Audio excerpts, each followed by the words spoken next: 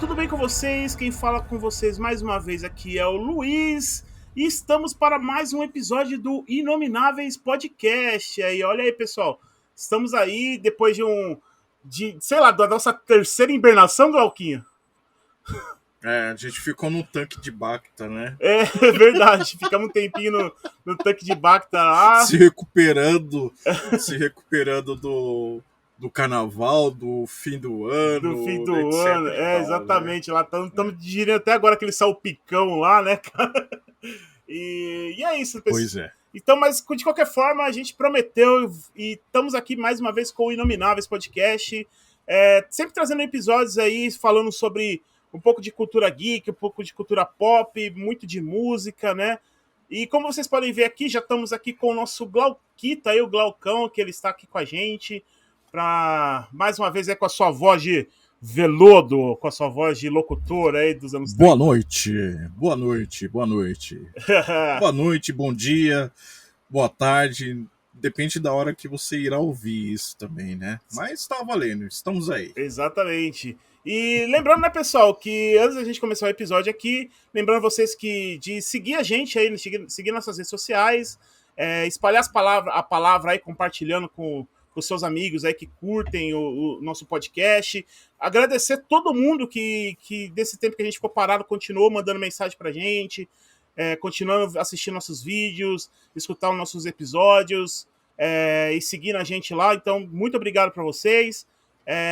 Bom, e é isso, né? Vamos ter episódios aí, a ideia é continuar com episódios a cada 15 dias. E vamos lá, né? E, bom, Glauquito, agora a gente vai falar um pouquinho do nosso tema aí, né? Temos um convidado muito especial aí, que é o Nilson, né? O Nilson aí, que é da editora Terreno Estranho, né? E ele é o responsável aí pelo lançamento do livro, né? Que é o livro autobiográfico do Mark Laniger aí, né? Que no caso, se você tá vendo aí no vídeo, o Glauquinho tá mostrando agora, que é o nosso tema de hoje, né? Vamos falar um pouquinho sobre a vida aí desse ícone aí da música underground. E é isso, né? Vamos lá. Se apresenta aí, Nilson, fica à vontade. Bom, primeiramente eu queria agradecer aí ao Inomináveis, é uma grande honra estar aqui, são grandes entendedores aí da causa, né, de todas essas causas musicais e das causas do underground, assim, e, eu sou ali o tal do publisher, né, da editora Terreno Estranho, a gente trabalha ali junto, em conjunto, aí meu partner é o Fábio Massari, né? E a gente tenta sempre trazer bons lançamentos, não em quantidade, mas muito em qualidade, né? Porque quantidade é difícil aqui no Brasil, você lançar coisas legais e por um preço razoável, digamos, mas o público às vezes não dá muito valor para isso, mas a gente vai continuar aí na batalha, na resistência e tentando lançar as coisas mais legais aí. Lançar livro é uma resistência, né, cara? Total, total. Certo. E, Nilson, além do livro do Mark Laniger aí, a editora Terreno Estranho ela lançou mais algumas coisas aqui no território brasileiro, né? Exato. A gente começou no final de 2017, foi um papo, como eu disse, com o Fábio Massari, né? A gente já se conhecia e tinha muita empatia entre a gente, assim, e uma amizade legal. E a gente resolveu lançar o nosso primeiro experimento, que foi um livro do Lee Ranaldo, chamado Journals 80s, que é um relato ali sobre uma turnê do Sonic Youth ali na época, final dos anos 80, quando eles gravaram o Daydream Nation, antes de ir para as majors e tal, como era a turnê ali de uma banda igual a deles, né, do Sonic Youth. E na sequência a gente já lançou um livro nacional de um autor nacional que foi o Rodrigo Carneiro, né? livro de poesia bem interessante, assim. E a gente teve a grande honra de lançar, depois disso, o Nick Cave, né, o Sick Bag Song. Livro maravilhoso, assim, um livro muito foda, e depois a gente pode falar um pouco sobre ele. Muito bem feito. Mas, então, e aí, daí em diante, a gente começou com o Jeff Tweedy, aí a gente já lançou o livro do Fábio Massari também, lançou o Mark Lanegan agora, e a previsão, lançou o Som de São Paulo, que, inclusive, como eu comentei com vocês, vocês fizeram um programa aí maravilhoso, as meninas adoraram, a Fabiana e a Thalita, e as coisas que a gente tenta lançar são as coisas legais gringas. A gente queria lançar mais coisas nacionais e vamos lançar, né? Mas o lance é esse, é sempre buscar umas coisas legais que estão rolando lá fora, né? Livro de música lá fora, de autobiografias ou falando sobre alguma cena, algum tipo de coisa, já acontece faz um bom tempo, né? E aqui no Brasil começou a acontecer de alguns anos para cá, com a Editora Ideal, eles começaram a lançar algumas coisas, aí acabaram saindo fora do mercado, e por conta disso, por conta desse buraco que ficou, né? A gente acabou entrando nessa, e hoje você pode notar que até as grandes editoras acabam lançando coisas relacionadas a músicas, né? Você pode ver a Companhia das Letras, que já tem o contrato com a Pat Smith, lança coisas da Pat Smith, né? Que na verdade nem são coisas de música. A Pat Smith é uma escritora mesmo, né? Uma pessoa completa, assim. Você tem a Intrínseca, que está lançando agora recentemente, depois que a gente lançou o Mark Lanegan, lançou o livro de uma autobiografia do Dave Grohl. Então é uma coisa que está começando a acontecer aqui para os fãs como nós, que ouvíamos muitos discos, mas não costumávamos. O que a gente lia sobre música eram nas revistas, né? Tanto nas revistas nacionais que tiveram aqui, como nas revistas que a gente acabava importando e lendo, né? E hoje a gente tem eu posso dizer, essa essa dádiva assim de os autores estarem lançando suas autobiografias e falando sobre música, né? Falando sobre cultura pop, cultura underground, cultura contracultura, né? Então isso é muito interessante e é isso que a gente quer fazer. Né? Pô, sensacional, cara. Perfeito. Igual quem quer já fazer a introdução, então, aí do livro, primeiramente, é só falar um pouquinho, né, para quem não conhece, o Mark Lanegan, ele é um cantor, né, um artista, na verdade, né, que ele tem uma carreira teve uma carreira muito prolixa, né, na música, né. Originalmente, ele ficou conhecido como sendo o vocalista da banda Screaming Trees ali, que fez parte ali daquele meados ali dos grunge ali das bandas de Seattle, né? Logo em seguida ele também teve uma carreira solo bem extensa aí, né? Tendo mais de 12 discos solos lançados. E fora. Bem consolidado, né? Exatamente. Fora também projetos paralelos, e também, tipo, colaborações, né? E tudo mais, né? E que infelizmente acabou nos deixando, né? Esse ano agora de 2022, acabou falecendo aos 57 anos, né? E assim, né? Então, pra gente, ao mesmo tempo, fazer uma homenagem a ele, a gente vai estar aqui divulgando esse livro, né? Que é o livro que ele escreveu em 2020, né? Que é um livro autobiográfico, 2020. isso, que é de memórias dele, que se chama Sing Backward and Weep, né, Glauquinho? É isso aí, né? O livro, né,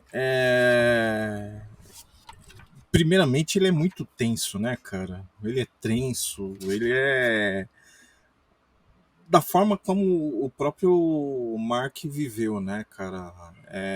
No limite e extremamente sensato, né? Sensato com as palavras deles, né? Tipo assim, eu admiti que eu tenho erros, né? Fiz muita cagada, etc, né? Eu li o livro recentemente, né? E, cara, é um dos livros muito sinceros, totalmente aberto, né?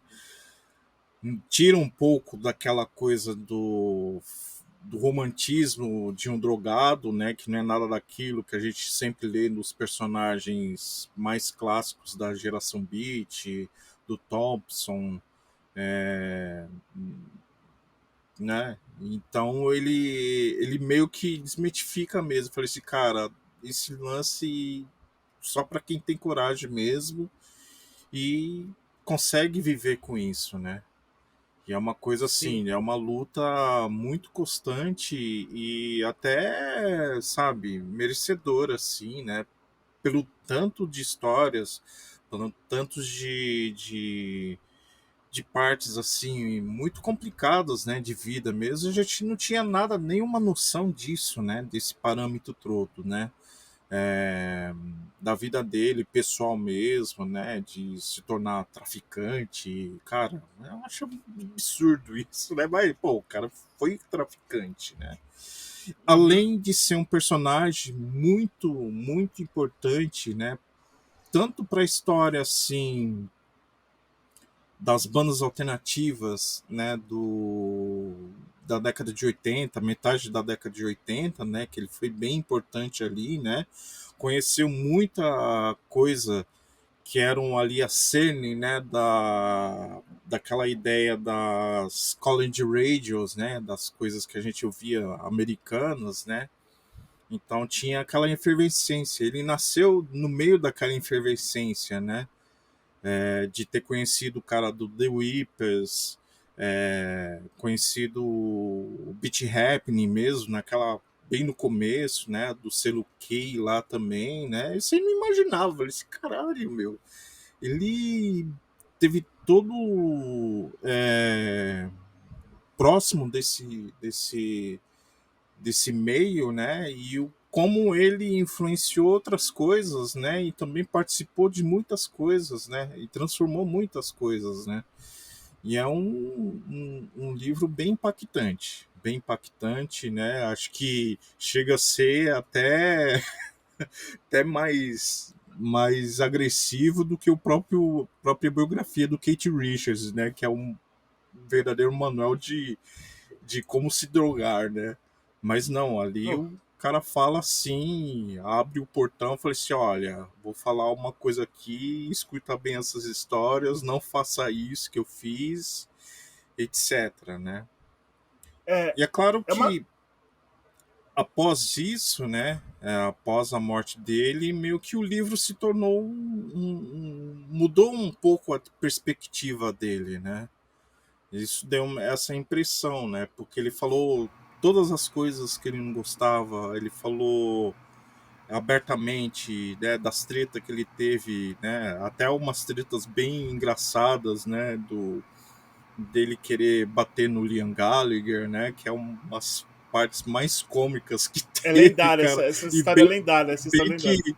E você torcendo, cara, puta, bate nesse cara, você tá torcendo pra ele bater no cara mesmo, né? Isso você meio que assim, bom, vamos comprar a briga também, né? Porque, pô, o Lee é chato pra caramba na época, né? E veio naquela coisa, né, dele fugir depois, né, sabe? Mas Aham. é uma coisa assim que você olha assim, cara, imagina, cara, ele dando uma porrada no Lee. É uma coisa inimaginável, né? É Então. muito legal E isso. o Mark tem aquele negócio, né, cara? Que pô, ele era enorme, né? Eu acho que ele tinha quase 1,90 m, né? O cara, Sim, ele foi sim, jogador de futebol sim, sim. americano no colégio, então. Imagina só o Linha que Que ele ele. odiava, né? Que ele É, odiava, né? Ele é, gostava de beisebol mesmo, ele era bom no beisebol, é. né? Aí imagina só o Linha, aquele mirradinho lá, aquele inglês mirradinho, um cara aquele tamanho vindo pra bater nele, cara. Ia ser surreal, Nossa, né, cara? cara, se ele pegasse o Lee, eu falei assim, cara, ia dar muito chabu, cara. Com Ia dar certeza. muito chabu. Mas você falou, né, Glauquinho, desse do livro, que ele é de memórias mesmo, ali de falar de todo esse processo dele com as drogas, né? Que é até pelo que você fala também, ele parece que ele tem muito esse lado de não romantização das drogas, né? Desse negócio tipo da galera achar que, tipo. Porque tem. Não, é que dá aquela sensação, né? É que dá aquela sensação assim, né? Que toda vez quando a gente tem lá os seus 15 anos, 16 anos, você pega a primeira vez para ler o On the Road do Kerouac, né? Esses classicão mesmo do beatnik, né? Como a gente gosta muito de música, esses autores são certos em cair na nossa mão, né? Tipo, quando você lê biografias do Jim Morrison, aí o Jim Morrison fala do Baudelaire, do Rimbaud, né? Eu falei assim, caralho, meu, eu preciso ler esses caras, né? Aí você fica naquela efervescência adolescente, e fala assim, ah, não, vou ter que ler esses caras. E é claro que no meio disso tudo você pega muita coisa da contracultura, né? Do Ginsberg, do Corso, né, do Thompson mesmo, e sempre teve aquela ideia de romantizar o cara drogado, aquele cara assim, eu sou junkie mesmo, né, o almoço nu do Burroughs mesmo, né, que é uma coisa que na época que eu li, falei assim, cara, que não entendi porra nenhuma daquilo lá, cara. Acho que talvez hoje até entenda, falei assim, tá, beleza, é isso aí mesmo, né. Uhum. Mas tem muito essa romantização, né? E no livro do Mark, não, né? Ele escreve como uma espécie de terapia mesmo. Falei assim, cara, eu tô escrevendo umas coisas aqui, não liga não, cara, eu vou falar umas coisas assim que às vezes pode ser chato, né? E às vezes ele é meio chato, angustiante, né? Porque fica aquela coisa das droga, né? E alguns casos que ele conta ali que eu falei assim, cara, que absurdo, cara, pra que isso? Pra que você fez isso, né? E ele fala honestamente, falei assim, cara, eu errei feio nisso aí, que eu não deveria ter feito isso, né?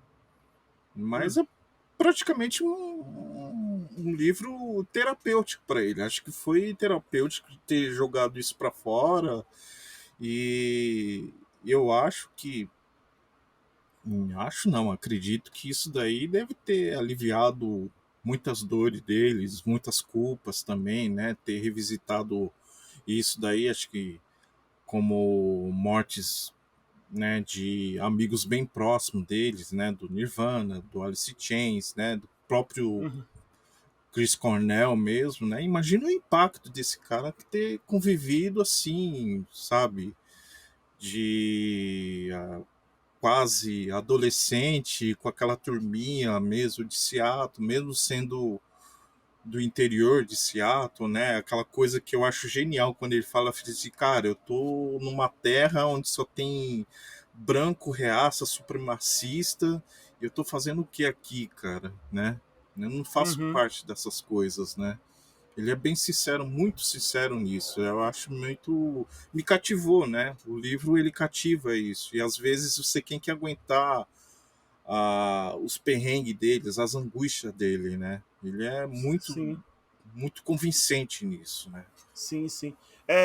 E vale lembrar também, né, que esse livro, ele foi influenciado a ser escrito pelo Anthony Bourdain, né, cara? Que ele se tornou muito amigo do Anthony Bourdain, Sim, sim, né, sim. que insistiu para ele escrever esses livros, né? E aconteceu também, né, que o falecimento do Anthony Bourdain também, também deve ter Imagina, né, cara? impactado ele Imagina, também, de né? certa forma. Eu tava eu tava meio que nos meses que eu tava, né, nos dias que eu tava lendo o livro, né, tava pesquisando algumas coisas que eu mesmo não conhecia muito a fundo a obra solo, né, do Mark, né, e aí encontrei, né, um vídeo no YouTube, uma conversa entre ele e o Bourdain, né, Uhum. conversando num bar assim, falei assim, caralho, velho. É, Aí você lembra disso, falei assim, puta. Galera, só pra contextualizar aí, né, porque a gente falou muitos nomes aqui, mas o Anthony Bourdain, ele foi um chefe de gastronomia muito famoso lá dos Estados Unidos, né? Sim, sim. Só que ele foi um cara que ele teve uma puta convivência ali com uma galera musical, né? Ele teve muita influência ali na cena punk de Nova York e tal, né, com o pessoal ali. Então, muitos músicos gostavam muito dele e ele ficou famoso por programas culinários na TV, né? Principalmente por causa da uma série de documentário da CNN e tal, que ele participava, que ele viajava os países. E ele ficou. Ele, O No sem reservas, Sem né? Mas reserva. era legal, assim, Sim. né? Mas o Bourdain, ele pegava muito essa linha que até mesmo no livro se percebe que o Mark se influenciou assim, né? Meio Uhum. que, é claro, quando você tá no meio disso, você é puramente influenciado, né? De escrever e tá nos lugares muito mais estranhos, tipo, tô em Bangkok, vamos Uhum. ver aqueles pés sujos de Bangkok, né? É bem isso, né? Uhum. Bem essa vibe meio beatnik, né? Sim, sim. Quer dizer, já incorpora essa personagem beatnik, né? Sim. E é muito, muito, muito legal perceber todas essas referências dele, né? Que Isso. são claras, assim, né? Para quem não conhece, fica às vezes, pô, mas fica meio perdido às vezes, né? Quem não É. tem contato disso. Mesmo a gente conversando aqui, corra atrás dessas coisas, dessas referências que a gente disse aqui também, né? Uhum. Que são bem E interessantes. sim. E ô Nilson, me fala uma coisa. Cara, você que ali você colaborou com o livro, ali com o lançamento do livro, cara, como é pra você assim ter lido esse livro e as experiências ali do Mark ali pra você, cara? Como foi pra você ler ele e ver isso aí, cara? Bom, eu acho que o Glauco resumiu bem aí a personalidade do Mark, né? Inicialmente, quando a gente resolveu lançar esse livro e começou ali os primeiros contatos com a editora lá de fora, foi tudo muito, muito tranquilo e tal. Só que aí quando começou a chegar nos pormenores ali da tradução, da capa, do nome do livro que a gente gostaria muito de ter lançado esse livro com o nome em português, né? Então a gente fez uma tradução literária ali do nome do livro, porque o nome do livro é uma frase de uma música de um disco dele, né? E chama Fix o nome da música. E a gente chegou até a falar, vamos pôr o nome do livro de Fix, então, o nome da música, né? Uhum. E ele não aceitou. Aí a gente sugeriu Night Porter, né? Que seria o porteiro da noite, mas aí a gente colocou, não, porteiro da noite, porque aqui no Brasil todo mundo ia associar porteiro ao porteiro do prédio, então vamos falar guardião da noite, né? Que o pessoal lá Puta, pior que chamava ele. tem, hein, cara? Pior que tem um livro que chama Guardião da Noite. Então, aí ele também não quis. E aí a gente começou a insistir, o próprio tradutor falou diretamente com ele, que quem traduziu aí esse Ah, livro foi o Carlos Messias, que a gente recrutou ele para fazer essa tradução. Ele é muito fã do Mark Lanigan, acompanha o trabalho dele no Screaming Trees desde o início também.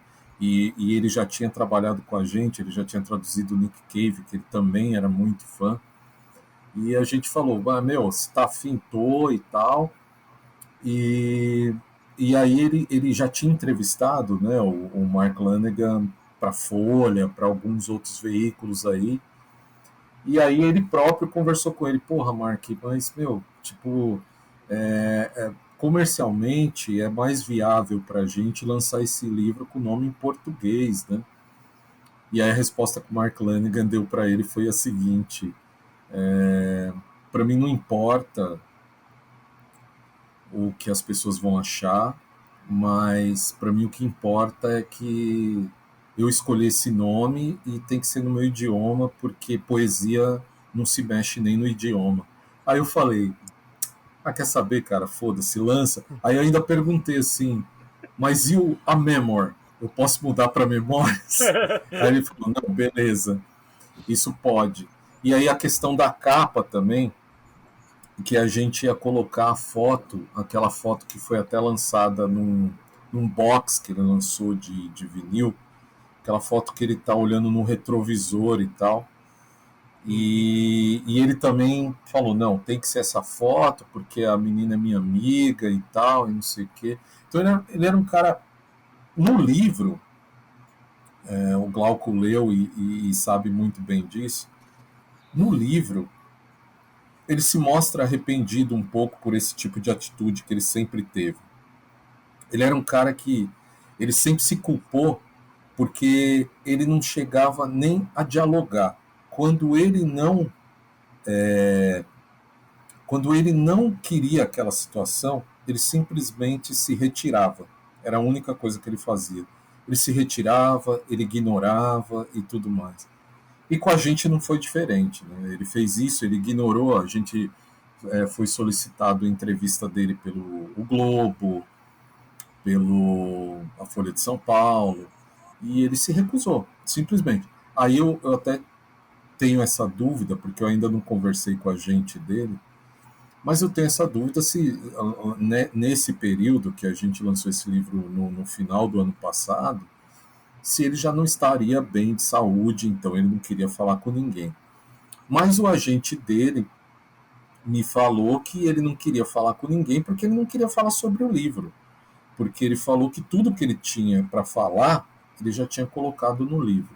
Né? E se você pensar pelo lado de um artista que ele era e de como ele pensava, é uma resposta realmente do Mark Lanegan, né, cara? Então, ele era um cara sensacional. Eu sou fã, né? Eu também conheço o trabalho dele desde o Screaming Trees. E Screaming Trees esse que o Glauco tá aqui de prova, que leu o livro também, que ele renega, né, cara? Ele renega, ele tenta sempre renegar da carreira dele o Screaming Trees, e daqui a pouco a gente até fala um pouco porque... E faz muito sentido, né? Até entendo por quê, né? Porque no livro ele fala assim, cara, não gosto de você, eu vou falar isso, que eu acho de você e tal, né?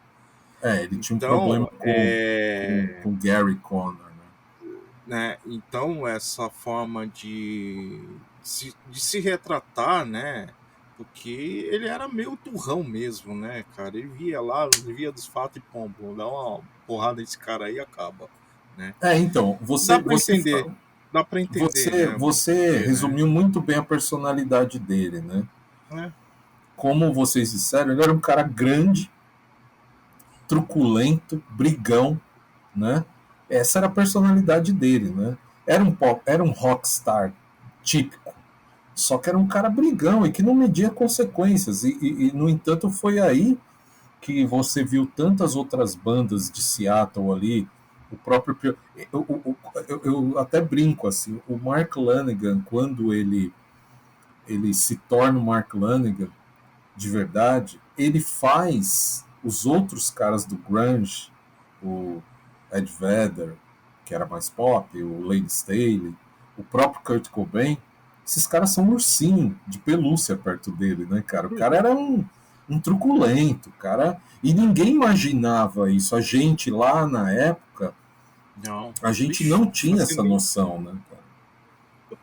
A gente foi, inclusive, a gente só foi conhecer mesmo Screaming Trees com a trilha dos singles, né?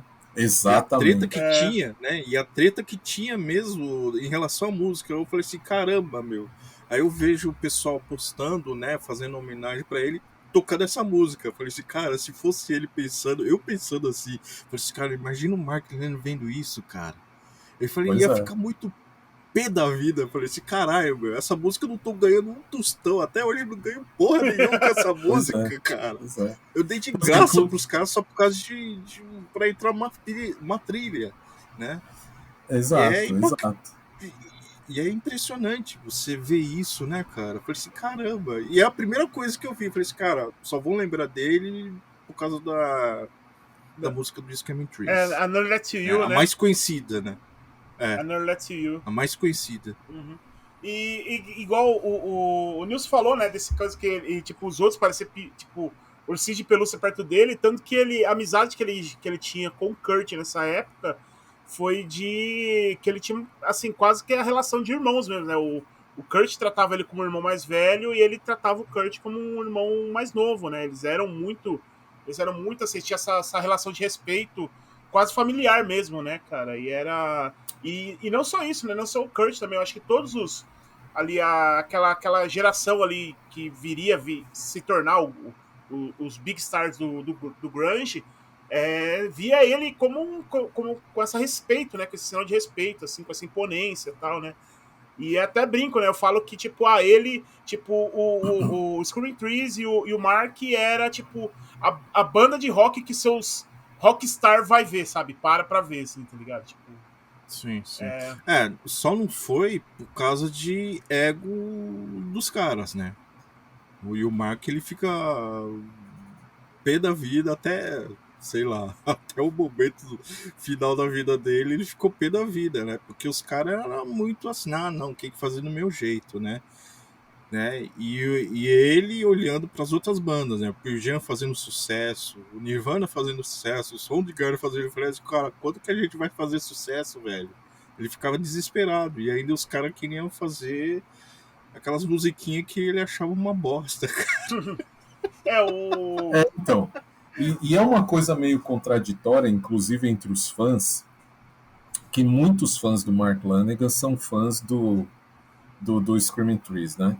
Só que, ao contrário do que todo mundo imaginava, né, e a gente viu isso no livro, leu, né, o Mark Lanegan não era o cara do Screaming Trees. Ele até, depois ele se tornou aquela figura do Screaming Trees, mas na verdade ele ali não apitava nada, né? Ele queria dar os palpites, mas o Gary Lee Conner era um cara muito complicado também, e eles tinham uma treta desde sempre. Ele admirava. Eu tenho. O que eu senti no livro, eu não sei se o Glauco também sentiu isso, é que ele admirava o Gary Lee Conner. Ele chegava até ter uma certa inveja do que o cara Não, fez. eu acho que assim, houve um maravilhamento no começo, né? Porque o cara ele era meio soturno, meio quieto, né? E o irmão dele, que era mais Mais solto, próximo, né? né? Mais solto, mais cabeça aberta, assim, né? E falava assim, falei assim, cara, meu irmão tem um monte de música e não quer fazer nada, né? E o Mark vendo aquilo, né? Ele produzindo ele mesmo, criando as músicas, faz isso, aquilo. Ele ficou, falei assim, caramba, meu, esse cara tem tudo, velho. Nunca viu isso, né? Fazer isso, aquilo. Falei assim, cara, surpreendente. Que esse cara, velho? Tanto que ele se sentia. Houve essa paixão, né? E ele se sentia meio, digamos que. Ele achava que ele na verdade, vou até usar esse termo, ele se achava meio um bosta, assim. Até ele gravar o primeiro disco, que foi onde ele quis provar, me parece, que para ele próprio, que ele era capaz de fazer um disco bom, né, cara? Então foi aí, nesse primeiro disco dele, o In The Shit, que ele realmente provou para ele mesmo que a carreira do Mark Lanegan poderia ser promissora, né? E aí, daí em diante, foi aí que ele teve várias ameaças de eu vou sair, eu tô saindo, e como o Glauco disse, o irmão mais novo, lá o Van Lee Conner, quando acontecia isso, ele acalmava os ânimos ali, e foi aí que o Gary, no último disco do Screaming Trees, acabou deixando o Lanegan fazer algumas coisas mais do jeito que ele queria, e tanto que no livro também ele relata que é um dos discos do Screaming Trees que ele realmente tem algo a ver com ele de verdade, né? Uhum. Isso. Você falou, né? Você falou da carreira solo dele, né? Que é o que lançou o In Sheet, né? Que foi o primeiro. Vale lembrar que essa carreira solo, na verdade, ele começou com um projeto, né? Na verdade, inicialmente que ele tinha com o Kurt e com o Chris, né? Que eles queriam fazer um projeto que parece que durou só um dia o projeto, né? Que eles queriam fazer um projeto de cover do Lead Belly, né? Que é um cantor de música, um blues de blues, né? De blues. Que eles adoravam, que os dois amavam eles, assim, eles quiseram fazer um projeto que era fazendo um cover desse cara, só que quando eles foram lá pra gravar esse projeto, eles falaram, não, cara, calma aí, não vai dar, a gente vai estragar as músicas do cara, melhor desistir aqui, né?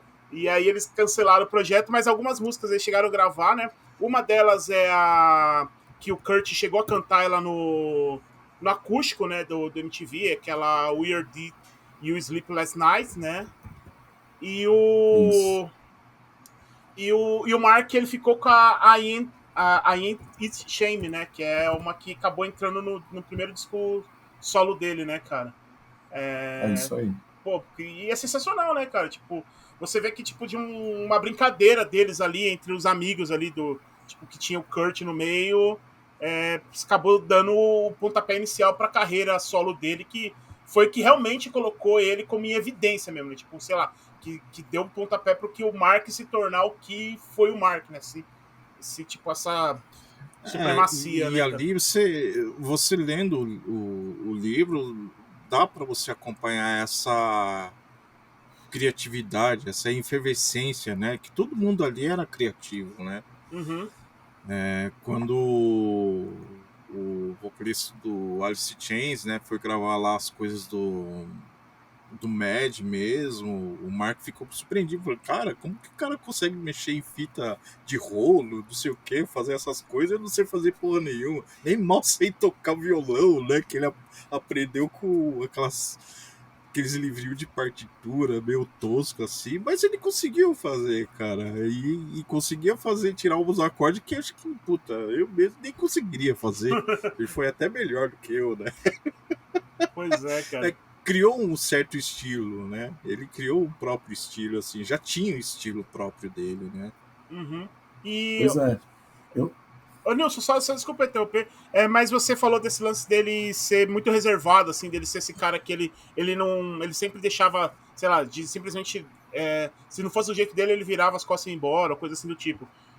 Me lembrou que o Gastão, ele falou que quando ele foi lá em Seattle lá pra fazer um programa pra MTV na época, que ele foi entrevistar a galera do Screaming Trees, ele fala, né, disso, que ele foi lá, conseguiu falar com todo mundo, a ideia é que ele ia falar com o Mark também. Aí ele disse que ele chegou lá, falou com todo mundo, todos os integrantes. Aí quando ele entrou no camarim, que tava o Mark assim, ele disse que quando ele entrou, o Mark olhou pra ele, levantou e foi embora. Tipo, o Pois Gastão exatamente isso. não conseguiu falar com ele. É exatamente isso. Inclusive, para ilustrar essa colocação, tem uma passagem no livro também que é bem interessante, que é uma das que eu acho muito louca, assim, que ele tinha uma amiga que fazia faxina para um cineasta. E aí ele tinha acabado, ela estava ouvindo lá, fazendo a faxina lá pro cara, o segundo álbum dele, Whiskey for the Holy segundo. Ghost. Uhum. E aí o cara pirou assim, falou, nossa, que louco e tal. Meu, eu quero esse disco inteiro na trilha sonora. É um cineasta famoso, eu esqueci o nome dele agora, não me falhou a memória agora. E aí ela ligou pro Mark, falou, pô, assim, assado. Aí o Mark chegou e falou, ah, legal, me passa o roteiro. Aí quando passou o roteiro para ele, ele começou a ler o roteiro e tinha uns negócios do filho comendo a mãe, um negócio de incesto lá e tal. E ele ficou enojado, porque apesar de tudo, apesar de ser um drogado, louco e tal, ele era um cara muito, sabe, ele tinha os ideais dele ali que ninguém tirava, né? Ele achava... a gente diz aqui que ele era um escroto, de certa forma, e na verdade ele não era, né? Como pessoa, o que acabou com ele, assim, foram as drogas, né? E aí ele resolveu não participar. E é uma das coisas que ele lamenta, porque é exatamente isso que ele fez. Não é que ele diz que recebeu a ligação do cara diversas vezes e não atendeu. Não é que ele ligou para questionar o cara, para dialogar com o cara. Ele simplesmente não atendeu. E aí ele se arrepende porque aí quem pegou a trilha, quem acabou fazendo a trilha sonora desse filme foi o Morphine, né? Aquela banda ali do Mark Sandman e tal, que também é muito legal, mas ele falou que se arrepende, né, cara, de não ter, mas assim, é uma coisa que ele tinha aquilo, e ele se arrepende muito, pelo menos no livro ele conta que ele se arrepende muito desse jeito intransigente que ele tinha, ele não dialogava, ele não falava assim, pô, não vai dar para falar com você, ou eu não quero fazer isso. Quando ele não queria, ele ignorava. Igual aconteceu aí com o Gastão, nesse caso que você falou. Uhum. Não, e é doideira, né, cara? E tem relatos também, né, que conta, né, desse negócio desse jeito dele não querer simplesmente ignorar as pessoas, né, de não atender, coisa assim do tipo. Tem aquela que falam, né, que ele se lamenta, falam que ele se lamentou por muitos anos, que foi das ligações do Kurt, né, um pouco antes Pois é. dele cometer o suicídio, né, que falam que tem essa história que conta, o próprio Mark confirma isso, que rolou, né, que quando o Kurt estava lá nos seus últimos momentos lá, né, que ele estava pensando já no suicídio, a primeira pessoa que ele pensou em falar foi com o Mark, né, e ele ligou algumas vezes pro Mark e o Mark não atendeu, porque ele achou que o Kurt estava querendo droga, né, porque como ele tinha essa fama de ser o traficante ali dos caras, né, que sempre procuravam ele pra atrás de droga, ele achou, o cara tá na noia, não vou atender o cara, e simplesmente ignorou. E Ah, e aí. fora que o próprio Mark ele ficou nessa paranoia também, né? Porque os caras de polícia iam atrás dele e tudo, entrava na casa dele, então ele ficava tudo noiado por causa disso, né, cara? Uhum, Ele na verdade, É, ele nos anos 90 por conta disso, aquele momento que tinha Lollapalooza e tal, ele ficou ali carimbado na ficha dele de que ele era o dealer da galera, né? uhum. Então vinha o festival Lollapalooza tava ali, o cara que fornece droga e que pode você confiar é o Mark Lanigan, né, cara?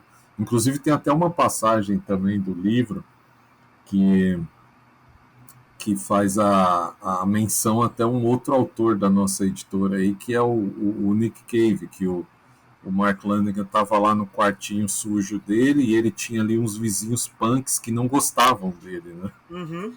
E, e aí estava rolando um Lollapalooza ali na região e a galera falou, pegar droga ali no Mark Lanigan, e aí foi lá o Nick Cave e entrou lá no apartamento dele, toda Bad usou lá. Sis também, né? Além da Bad É, e Sis, outro. aí só vê o casal lá de boca aberta. Pô, o Nick Cave. Aí o Nick Cave saiu só, boa noite. Aí, desse dia em diante, a galera começou a gostar do Mark Lanigan, né, cara? E, e- Genial. então, e aí ele pegou essa fama, e aí voltando ao Kurt Cobain, era mais ou menos assim, ele tinha uma relação de amizade, ele era quase família ali do Kurt, da Courtney, só que ele também às vezes ficava de saco cheio, né? E segundo ele, nessa noite, ele estava com droga e não tinha grana. Então, ele falou, meu, quer saber, eu não quero ir lá. Sabe aquele lance, tipo, um amigo te liga e fala, puta, hoje eu não tô afim, cara, eu quero ficar aqui. E foi mais ou menos isso. E que ele se culpa até hoje, né? Se culpava, né? Por conta desse acontecimento.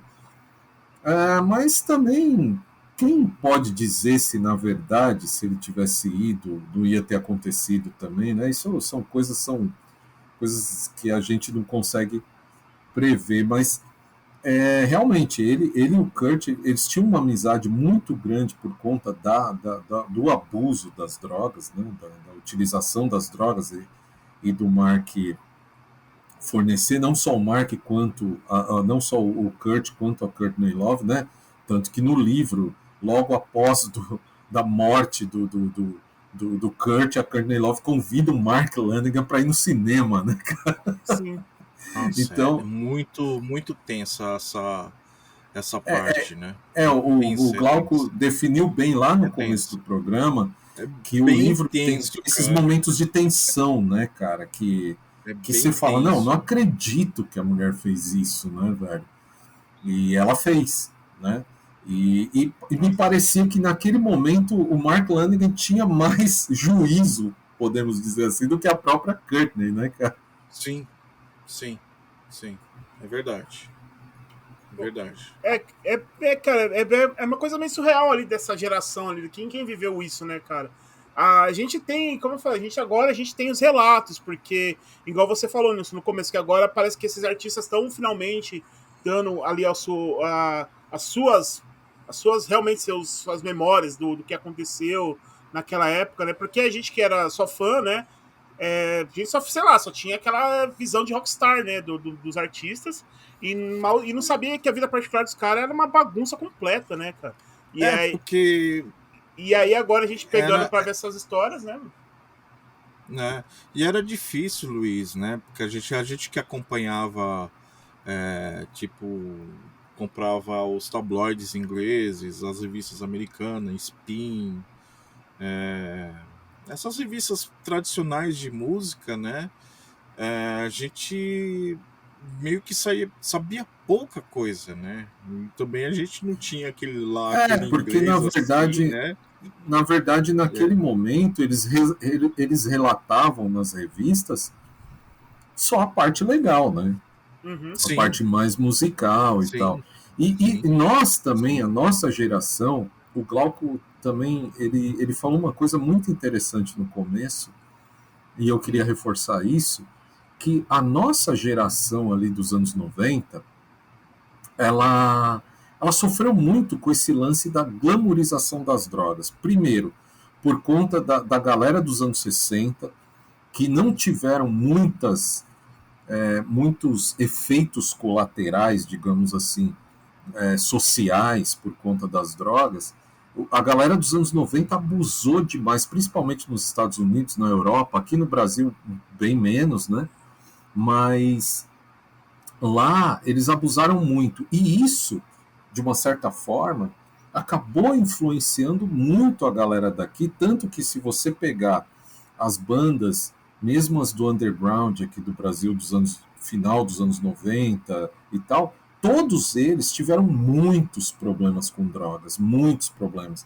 E tudo isso foi por conta dessa tal glamorização, coisa que hoje em dia, se você pegar bandas novas hoje, bandas punk até, se você pegar essas bandas que estão em evidência do punk, o Idols, essas coisas, no meio do rock, né? Eu não estou falando nem do funk, das coisas mais populares assim, mas no rock eles não glamorizam mais as drogas, né?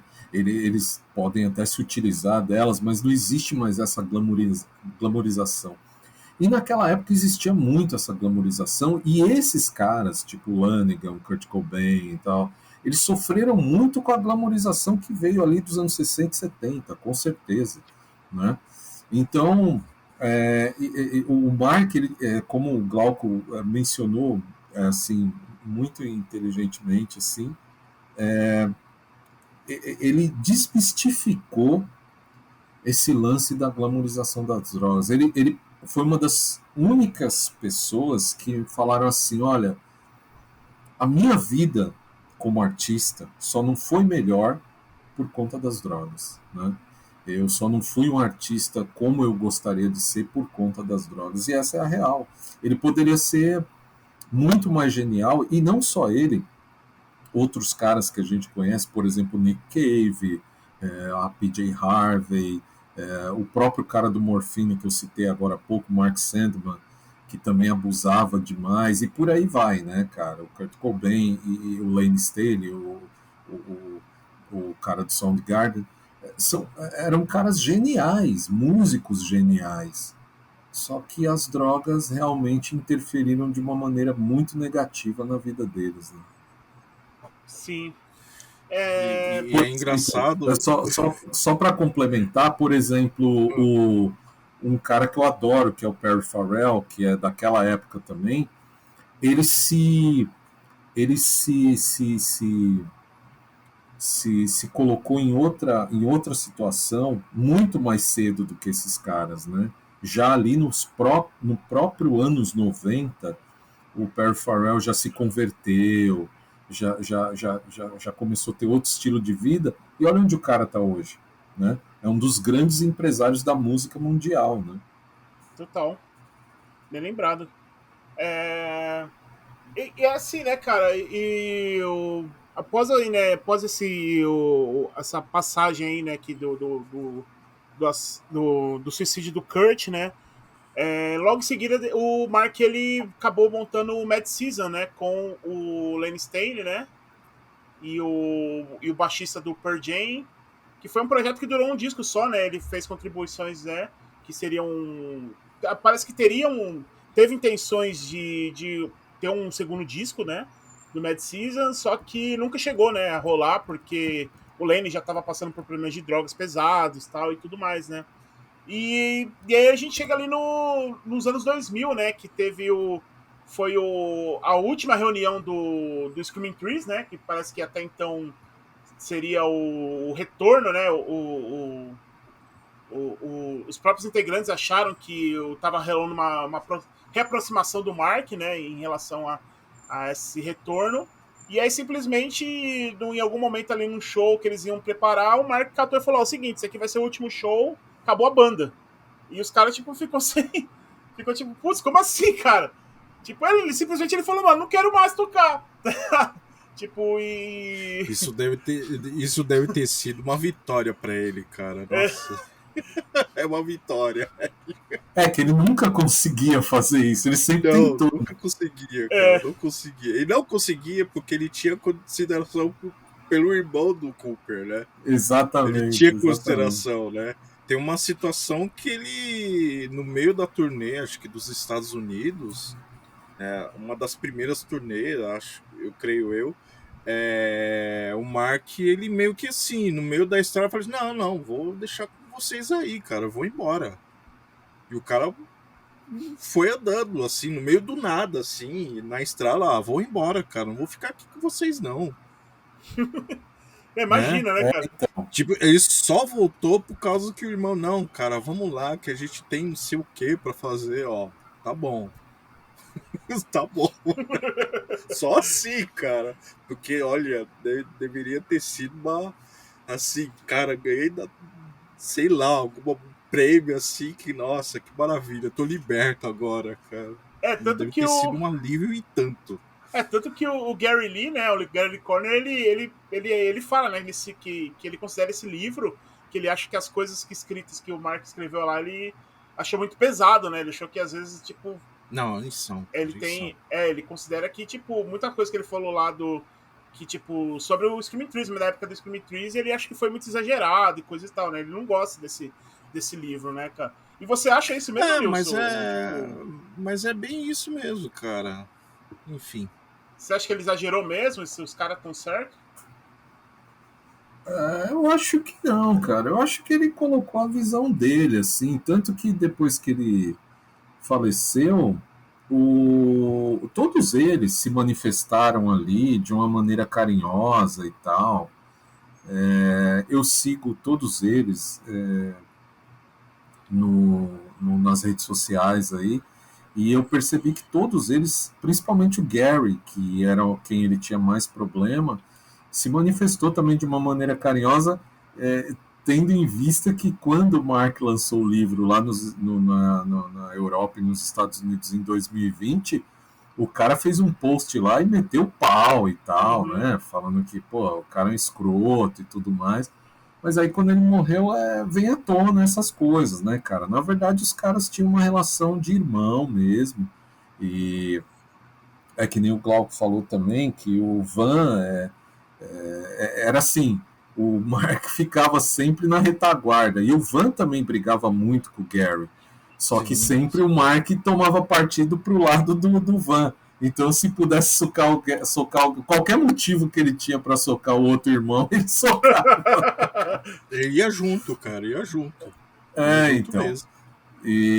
Só que eles eram eu acho que era uma questão meio de ignorância ali de todas as partes, né, cara? Eu acho que na verdade eles se gostavam, tinham cada um com seus problemas lá, porque era muita droga e tal, mas a gente tem que admitir também que os irmãos ali no Screaming Trees, para aquele tipo de som da época, aquela neopsicodelia que eles faziam, era uma coisa surreal. Porém, sem o Mark Lanegan ali no vocal, talvez eles não seriam nada mesmo, né? Então era uma coisa meio que um completava o outro naquele momento, né?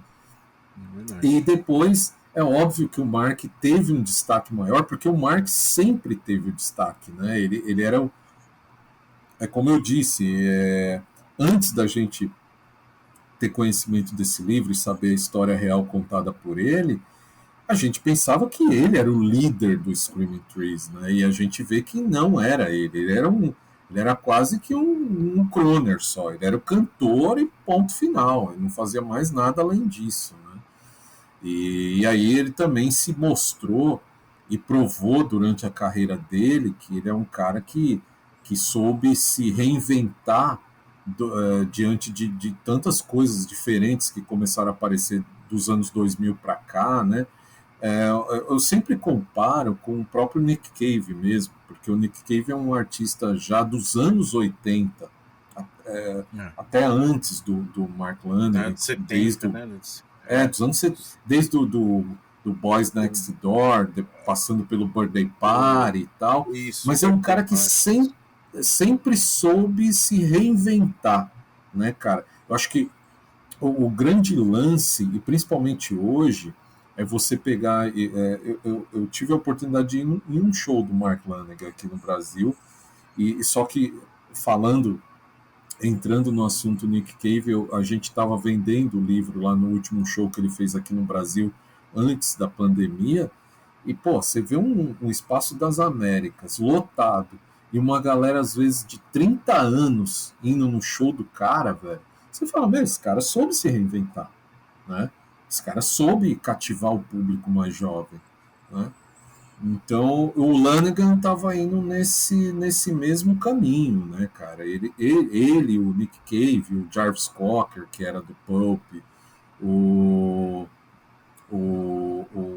a PJ Harvey e tal, são artistas que hoje a gente pode chamar de completos. Eles conseguem mexer ainda com a gente, que é aquela geração dos anos 90, e consegue chamar um público novo para esse tipo de música, esse tipo de coisa. Bem como fez aí o Leonard Cohen, num certo momento da vida dele e tal.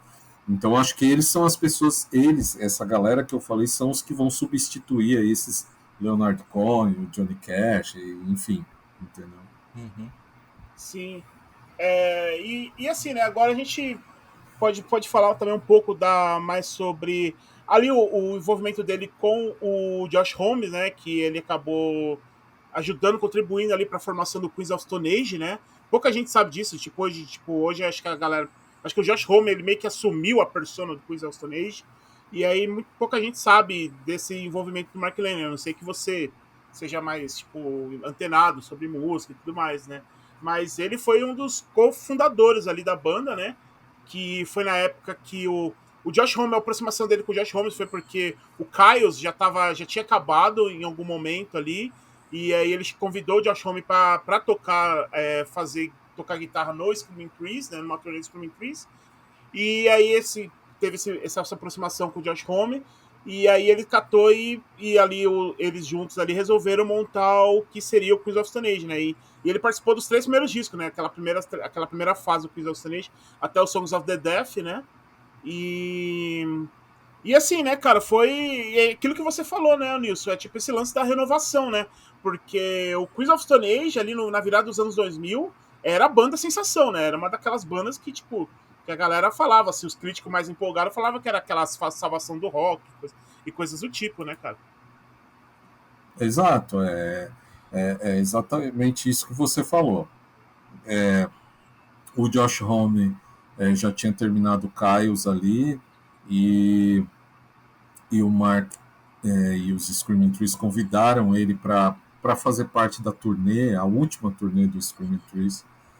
E o Queens of the Stone Age com o Mark Lanigan, uma pena que ele não conseguiu ser um membro oficial ali da banda, né? Ele fez alguns shows lá fora, e o Dave Grohl na bateria, né? Mas é isso, ele é um artista que sempre estava na hora certa e no lugar certo, né? Ele se juntou com esse cara, ele fez discos colaborativos também, já que a gente está falando de Queens of the Stone Age. Ele fez discos colaborativos muito bons, assim, com um deles, três deles com a Isobel Campbell, que era do Belle Sebastian, né? Banda escocesa. E entre outros, né? O cara participava de disco das outras pessoas, e as outras pessoas também participavam de discos dele, né? Que nem, para mim, uma grande virada na carreira dele foi quando ele lançou aquele disco Bubblegum, que tem até a participação da PJ Harvey e tal. Foi ali que foi um divisor de águas na carreira dele. Foi onde ele saiu daquela, daquela, daquela vibe que ele tinha ali na Sub Pop, desde o In the Shit até o último disco que ele fez lá. Quando ele fez essa virada, ele virou a chavinha e se tornou um artista mais completo, na minha opinião. Já chamou uma banda mais nova, mais antenada com as coisas da época e tal. Caras que até tocavam no Queens of the Stone Age para tocar junto com ele, e se tornou um cara mais sombrio ainda do que ele era, né? Aí ele pegou aquela identidade do Mark Lanegan sombrio, né? O livro, na verdade, ele cobre ali até a fase de 2002. Eu acredito, e tenho convicção disso, de que existe mais material. Ele não escreveu só até ali, ele escreveu, entre isso, ele escreveu um outro livro, que é o Devil in a Coma, que é sobre a experiência dele, de quando ele pegou Covid e tal. Mas eu acredito muito que exista guardado em algum lugar um, um relato mais abrangente sobre a carreira dele depois que ele se sentiria salvo das drogas, né? Porque ele era um cara que ele sempre falou, ele trabalhava muito justamente por conta disso, porque ele tinha que suprir essa necessidade. Foram muitos anos de vício, né? Sim. E a ansiedade é 1000. Terapia. É, Nossa senhora. o... Exatamente. Então, seria sensacional. Eu queria ver muito essa história também dessas mais após 2002, porque já aí já pega um pouco mais a minha fase, né? Eu tenho 36 anos. Na época que ele estava lá no Screaming Trees, eu estava lá com meus 10, 11 anos, então não acompanhei muito isso. Eu acompanhei mais essa fase pós-Screaming Trees, né? Tipo, Quiz of Stone Age e tal, as carreiras solo dele, quando ele lançou o Bubblegum, quando ele lançou o Blues Funeral também, que é um baita disco, né? E assim, e aí nessa que ele já começou a influenciar as bandas que eu comecei a ouvir, né? Por exemplo, tem um grupo de pós-metal chamado Cult of Luna, né? Que lançou um EP no ano passado com participação do Mark, assim, sabe? Tipo, aí você vê como o cara é influente, né? Porque ele é Exatamente. um cara que ele tá passando por todos os, assim, tipo, desde lá do grunge até o folk, aí depois vai pro stoner, até uma coisa mais pós-punk, e aí você vê o cara indo pra uma coisa do metal, né? Parece, tipo, que é um. E assim, né? É um artista completo, né, cara? Não tem o que falar. É um cara que consegue passar por tudo isso, fora também que as contribuições que ele fez, ele chegou a fazer covers com a Chelsea Wolf, né, uma faixa da Chelsea Wolf que ele fez cover e tal, que é uma artista que tá aí, sei lá, atualmente nessa fase, tipo, dessa nova geração que a galera chama de Dark Folk, ela é uma das maiores representantes. E, pô, você vê o alcance desse cara, assim, entendeu? Tipo, eu queria muito estar podendo, tipo, vocês contando agora dessa primeira fase dele que tá no livro, né? Que eu pretendo ler. Aliás, Galoquinho, me empreste o livro. Opa. Eu quero. Eu vou ler isso aí, né? Mas eu quero também, putz, cara, eu quero que role essa. Realmente, como nos falou, que em algum momento, assim, a gente tem a oportunidade de ver isso em vida, né? Desse material que ele fez essa fase pós-2000, né, cara? Que deve ser sensacional. Pois é, então, o grande lance dele era esse. Ele conseguia. Ele tinha um filtro muito bom, cara. Era um cara que gostava muito de música. E ele tinha um filtro muito bom, cara. Muito bom mesmo. Que ele sabia escolher as pessoas para trabalhar Sim, e sim. sabia reconhecer o talento das pessoas, né? Isso daí é que nem eu estou te falando. Se tiver um livro da segunda parte, vai ser um livro muito mais otimista do que o Sing Backwards, porque já é um livro onde Mark Lanegan se preocuparia muito mais com o trabalho dele, né? E No entanto, foi daí que ele se tornou o Mark Lanegan de hoje, que você veja bem, o cara morreu a semana passada e as vendas de livros dele dispararam no mundo todo, não só aqui. A nossa foi uma loucura aqui. Da semana passada para cá, as livrarias malucas atrás da gente, as compras pelo site, e já está Oh, quase que bom esgotando. saber disso. Que bom, hein? É uma situação meio mórbida, né, de você imaginar, mas a real é essa. Meu, o cara já está esgotando. Se eu tiver aqui 100 cópias do livro do Lanigan, é muito. Já está esgotando. Nossa. Né, cara? Então, é um cara que, meu, vai virar uma lenda. Já virou uma lenda, né? Ele já era uma lenda vivo. Morto, ele vai virar uma lenda ao quadrado, né, cara? Então, ele é um cara que ele poderia... o que nós lamentamos muito, a verdade é essa, é que ele poderia contribuir muito mais com a música mundial. Ele era quase que um patrono musical, assim, né? Ele poderia... E ele era um cara muito colaborativo, um cara que aceitava muito a ajuda e aceitava e gostava de ajudar artistas que ele acreditava, né? Então, acho que ele tem o legado dele aí para a gente usufruir. É um cara que tem uma obra, ainda bem, né, bem vasta, assim, para a gente degustar, conhecer lá do Screaming Trees, passar pela carreira dele do início, esse final de carreira dele. É um cara que tem uma coisa que você pode ficar aí pelo menos um bom tempo se deliciando ou se martirizando ou sofrendo com as músicas do cara, né? De fato. E aí, Glauquinho, o que você acha aí, cara, do Mark? Essa falta que o Mark vai deixar aí não só na música, mas no geral aí, cara. Olha, confesso que não acompanhei tanto a carreira dele, né, assim de perto, mas sabia que ele tinha essa assinatura dele, né, essa presença dele, né, na música, né, que é importante, né, muito importante, né, e só tomei mesmo esse conhecimento com o livro, né, que deu uma abrangência e você vê o quanto o cara foi importante para outras pessoas e relatar também de uma forma muito sincera e gratificante até, né? Ter vivido uma vida assim ao máximo, né? E ter reconhecido esses erros e acertos dele, né? E vai deixar mesmo, né? Vai deixar esse legado. Qualquer coisa que você for procurar referente a isso, vai aparecer ele, né? Independente de qual estilo ou música que você faça, né?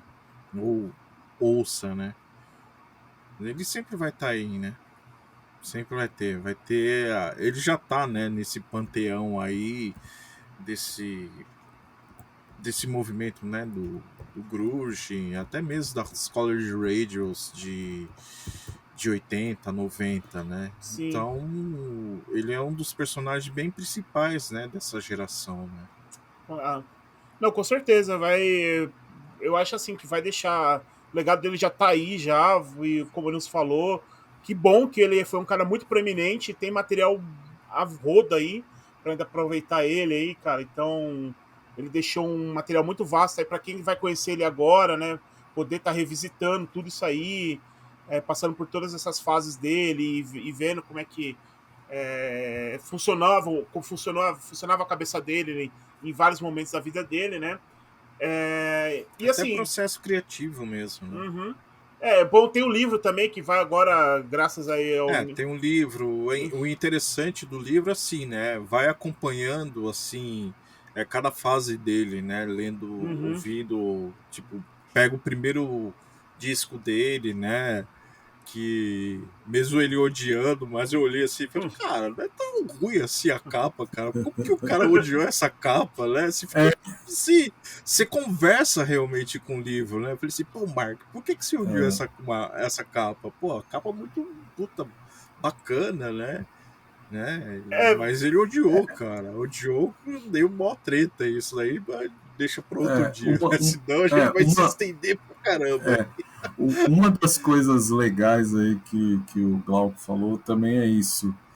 A autobiografia dele é tão bem escrita, Sim. é tão bem escrita que você, aos fãs aí do Mark Lanegan e aos que não são fãs e querem conhecer a obra dele, é uma bela forma de se conectar, né, com ele.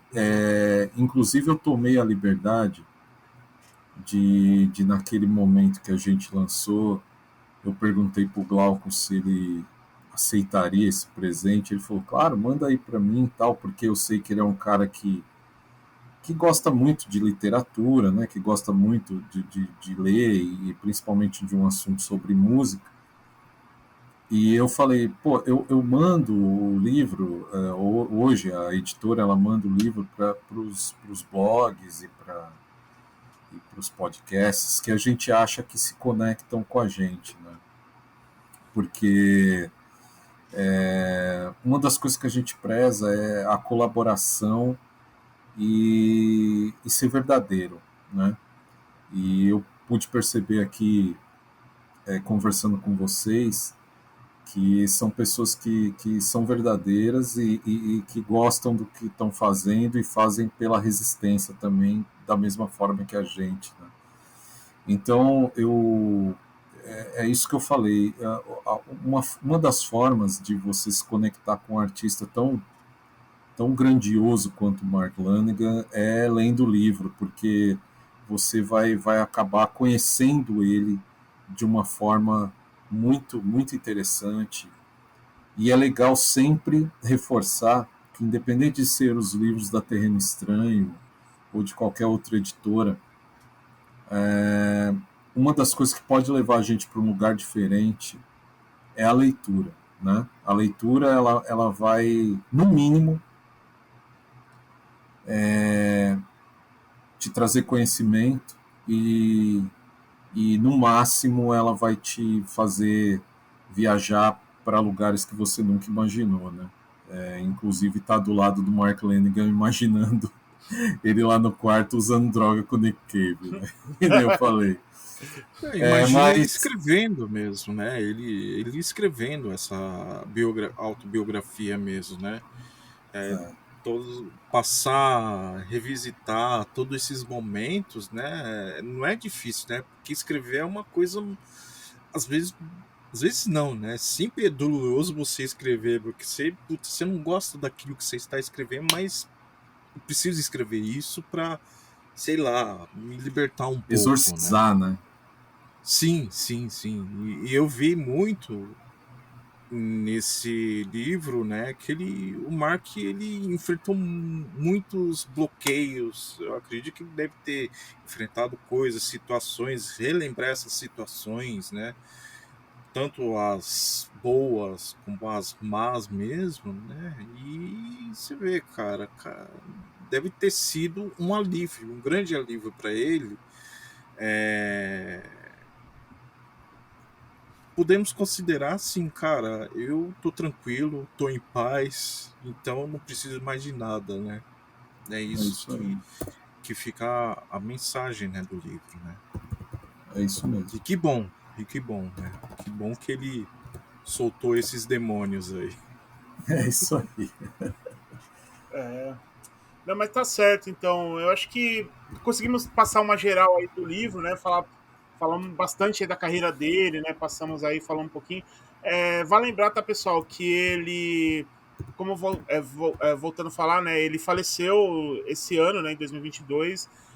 Ele passou por um problema de Covid, né? Ele teve Covid em 2021, né? Na qual ele ficou em coma, tudo. Ficou muito debilitado, ele perdeu uma das audições, se não me engano, ele ficou surdo de um dos lados do ouvido. Então foi um processo bem... Eu acredito que ele deve ter passado por um processo bem pesado aí, né? E tanto que não, ele escreveu esse livro, né? Que é o livro final dele, que se chama Devil in Coma, né? Que, aliás, Nilson, vocês têm interesse de trazer esse livro para cá? Sim, sim. Já estamos aí em vias de fato de... Inclusive é um furo aqui do Inomináveis. Tá? Olha só ele! Olha aí! É isso aí, já estamos em vias de fato aí de fechar o contrato lá com a editora e já está na mão do tradutor, né? O livro já está na mão do tradutor, ele já está trabalhando, só os termos burocráticos aí, então provavelmente até o final do ano aí a gente vai estar lançando esse livro, sim. Não tem como não, né, cara? Não tinha como, depois de um acontecimento desse, a gente ignorar, assim, não estava nos planos, né? Eu vou ser sincero para você. Esse livro tinha sido oferecido para a gente, mas como a gente tinha algumas coisas na frente, assim, acabou deixando meio em stand-by. Mas aí agora a gente falou com o pessoal lá dos representantes lá e vai dar certo. Pô, que bom, cara. E tomara que a gente consiga ler esse livro aí e trazer você de novo aí, cara, para falar um pouco dele também. Com certeza. Aí, não, e com certeza, eu quero voltar aqui porque tem muita coisa legal ainda que vai ser lançada esse ano, né? Olha, aí, ó. Então. Segura, Luiz, segura. A gente vai lançar aí um dos próximos lançamentos, também um spoiler aqui, ó. A gente vai lançar aí em breve a autobiografia também de outro cara notável, que é o Bob Gillespie, do Permascreen, né? Nossa! Vai lançar o Massari também, tá trabalhando num livro novo. E o nosso grande, assim, feroz, assim, lançamento vai ser o próximo livro do Nick Cave, né? Que provavelmente vai sair em outubro em lançamento mundial, né, cara? E a gente... Caramba! Esse já tá fechado, por isso que eu tô até falando mesmo. E esse já tá fechado. É um livro que foram mais de 140 horas de uma entrevista que o Sean O'Hagan fez com ele. Sean O'Hagan, que era daquela banda High Lamas, né? Meio sei, um misto de Stereolab. Ele virou jornalista ali de um site. High Lamas era muito legal, cara. Muito então, legal. E o Sean O'Hagan virou jornalista ali num site, e aí ele ficou 140 horas conversando com o Nick Cave sobre essa última fase da carreira dele, morte do filho e tal, um monte de coisa. E essa entrevista foi compilada num livro que vai ser lançado na Inglaterra, na Alemanha, na França e aqui no Brasil por nós. Olha. E aí vai ser um lançamento simultâneo, né? E aí, com certeza, eu quero voltar aqui para falar com vocês e do Bob Gillespie também. E o que vocês precisarem aí, a gente está à disposição. Opa! Já é da casa, pronto. Já tem a carteirinha de sócio. Já é da casa. Até aqui a gente tem os associados, né, inomináveis, né? É isso aí. Que joia, que bacana. Então é isso. E precisando, estamos aí, como eu falei. E entre os autores que a gente puder trazer aqui, principalmente os que são aqui do Brasil, a gente também está à disposição. Eu acho que a gente pode ir para o encerramento aqui, né? O Nilson deu os furos aí pra gente. Pô, fiquei feliz demais aí. Depois de ganhar o Melhores do Ano, né? Numa votação da Screenwell, já estamos parabéns, inclusive, hein, meu? Parabéns, hein? Pelo menos né? Alguém me lembrou da gente, né? Mas tudo bem. Mas já estamos felizes demais. Não, com certeza, com certeza. Bom, é isso aí, pessoal. Como vocês viram aí, o podcast, falamos aí um pouco sobre passamos por um pouco da carreira do Mark aí, né? Falamos do livro dele aí, que está disponível no site. Ainda tá disponível ainda, Nilson? Você falou que já tá para acabar também, né, cara? Já está quase esgotando. Está disponível no site do www.terrenoestranho.com.br e nas melhores lojas aí do ramo, né? Até esgotarem os estoques. Mas já está chegando no final já. Então, pessoal, a gente está gravando esse episódio aqui no dia 3 de março. Então, olha aí, ó, se você tá vendo aí, dependendo da data que você estiver ouvindo esse episódio, pode ser que não tenha mais disponível. Então, corre lá. Mas se você tá ouvindo na data, então corre lá e garante o seu, porque, ó, tá indo igual o pãozinho fresco na padaria, hein? É isso aí. Mas tá certo, então. Mas, Nilson, brigadão pela sua participação aqui. Ficamos muito felizes aí por você aceitar esse convite. Como o Glauco falou aí, tá de casa já pode voltar aí quando tiver os próximos livros, deixar aí pra gente aí, o Glaucão vai passar pra gente, e falar aí também, se fique à vontade, como falei, né, cara, o pessoal aqui do Inomináveis, já todo mundo aqui já está super familiarizado contigo. Eu agradeço aí vocês dois e é uma honra para mim estar aqui, tá? E vida longa aí pro podcast de vocês, que eu acho sensacional, sempre trazendo gente interessante. Não é porque eu tô aqui, eu sou menos interessante aqui. Não, eu louco. Imagina. Mas eu acho muito legal a atitude de vocês, tem que fazer isso mesmo. E pessoas que entendem e que sabem conversar. E é uma grande honra e espero poder, de alguma forma, participar novamente. E agradeço vocês, agradeço ao público aí de vocês. E espero que vocês tenham gostado. E os livros estão aí. Viva a cultura, fora Bolsonaro, viva a vida e muito amor para todo mundo, né, cara? Perfeito. Isso Bom, aí. como falei, né, a gente agradece. Lembrando, pessoal, que a gente vai deixar aqui vamos deixar todos os links disponíveis aí, né, na descrição, né? Então procurem lá. Tanto o perfil da editora, como o da loja também, da loja online deles, né? Então corre lá se você ainda quer comprar o livro, vai estar disponível. Glauquinho, tem mais algum recado aí para dar? Olha, lembrando que após você ouvir esse podcast, dá aquela curtida, aquela qualificação bem legal lá no Spotify, né? Verdade. Nas outras plataformas lá, para deixar a gente um pouquinho em evidência. Esse humilde podcast aqui, né? Que a gente se esforça, tá na resistência da coisa, né? Mas estamos aí. Uhum. Mas faz esse favor pra gente. Curta, compartilhe também no Nas redes sociais, YouTube, né? Nas redes sociais também. Qualquer coisa, a gente demora um pouquinho, mas a gente tá sempre deixando o bom e do melhor. Com certeza. E é isso então, pessoal. Então, recados dados aí. Não deixe de comentar também, colocar nos comentários também. Isso agrega muito também pra gente, tá? Pra alcance. Então, é isso, pessoal. Muito obrigado. E Inomináveis Podcast aí volta daqui a algumas semanas e com mais um tema super legal aí que com certeza vocês vão curtir muito aí. Beleza? Então é isso, pessoal. Um forte abraço e até a próxima. Valeu!